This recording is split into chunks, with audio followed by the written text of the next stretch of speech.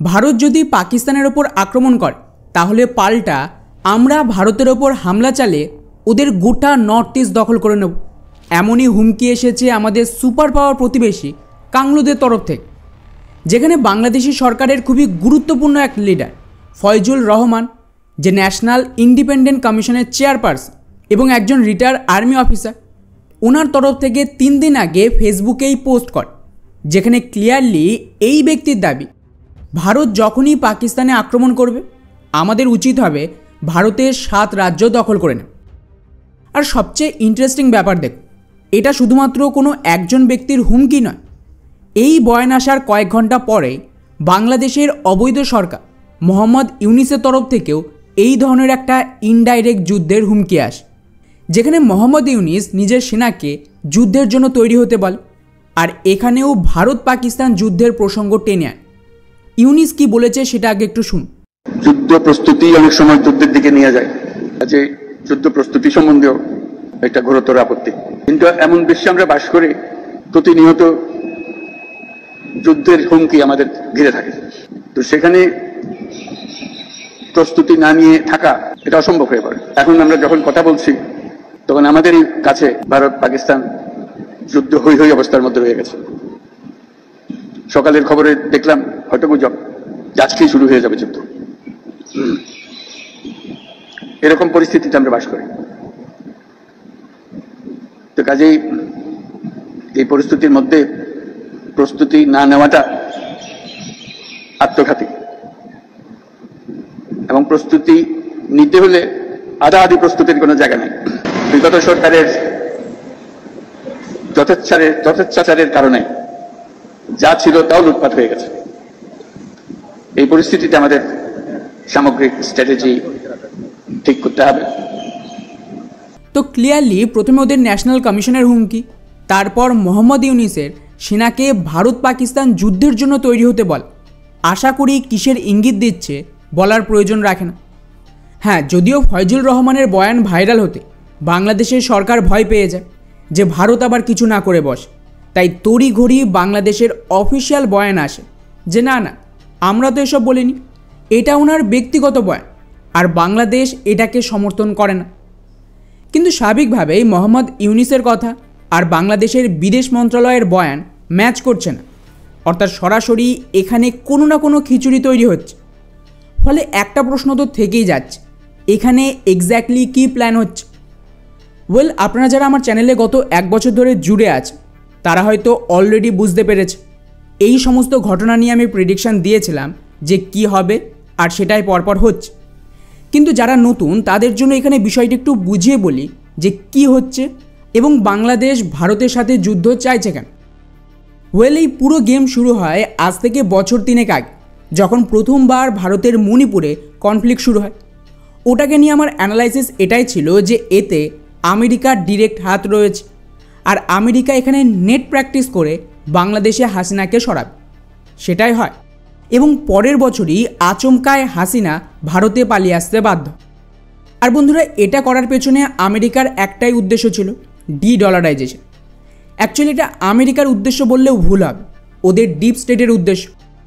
কেননা ওদের ডলারকে খতম করতে হলে একটা গুরুত্বপূর্ণ কাজ ছিল, সেটা হলো যুদ্ধ লাগিয়ে মাল্টিপোলার বিশ্ব তৈরি করা, তাও সেই সব জায়গায় যেখানে 2 বাকেট থিওরির আন্ডারে গত 7 দশক ধরে লড়াই শুরু করানো হয়েছিল।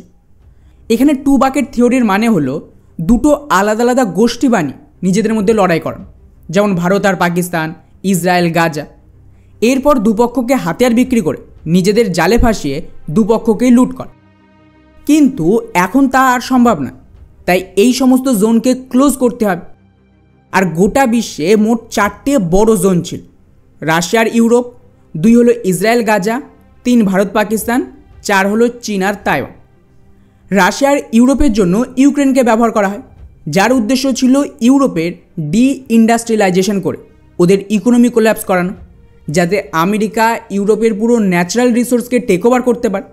আর সেটাই হয়, এবং আমেরিকা রাশিয়া এখন এক হয়ে ইউক্রেনের বলি দিয়ে দিল। ফেসে গেল কারা? গোটা ইউরোপ। দ্বিতীয় জোন ছিল গাজা, যাকে রাখা হয়েছিল গোটা বিশ্বের ইসলামীকরণ আর মিডল ইস্টকে হাতে রাখতে। তো ওটাকে ক্লোজ করার জন্য অক্টোবর 7-এর অ্যাটাক করিয়ে গাজার চ্যাপ্টার ক্লোজ করা হলো, যা ধীরে ধীরে ইরানের রিজিম চেঞ্জ করিয়ে তবেই থাম। আর খেয়াল করেন, এখানে কিন্তু সৌদি আরব আর গোটা আরব বিশ্ব চুপচাপ সাপোর্ট দিল, কারণ পুরোটাই নাটক ছিল। তৃতীয় জোন হলো ভারতীয় উপমহাদেশ।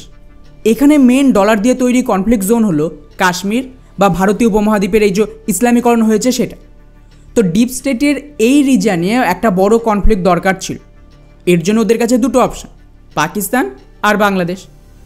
ভারত যেহেতু এখানে রেজিস্ট করছিল যে যুদ্ধ নয়, শান্তভাবে বিষয়টি মেটাও, তার জবাবেই ডিপ স্টেট প্রথমে মণিপুর জ্বালায়, আর ওখান থেকেই বাংলাদেশের ছাত্র আন্দোলনের মদত শেখ হাসিনার পতন করে।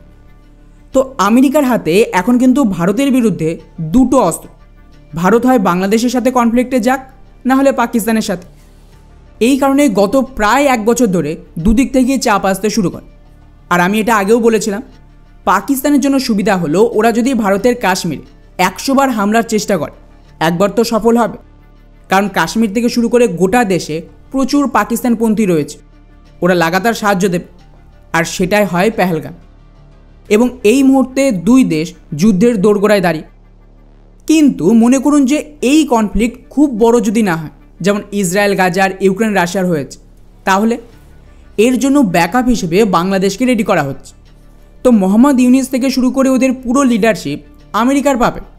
আমেরিকা থেকে যা বলা হবে ওরা সেটাই করবে।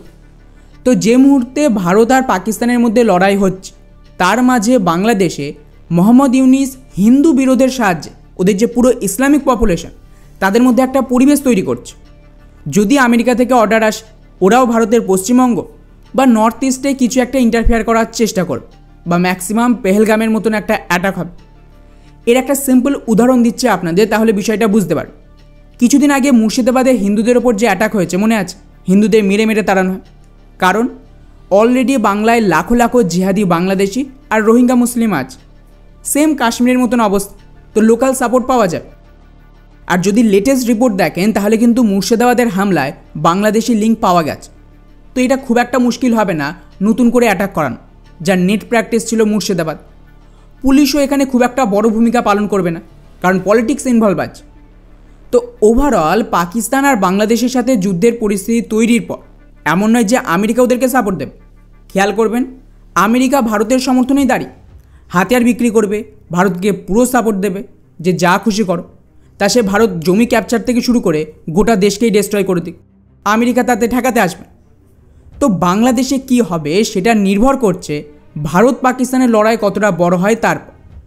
যদি ভারতের হামলার পর পাকিস্তান থেমে যায় আর কনফ্লিক্ট খুব বেশি দূর না এগোয়, যেমনটা ডিপ স্টেট চাইছে, তখন পরিস্থিতি বুঝে বাংলাদেশকে অ্যাক্টিভ করা হবে।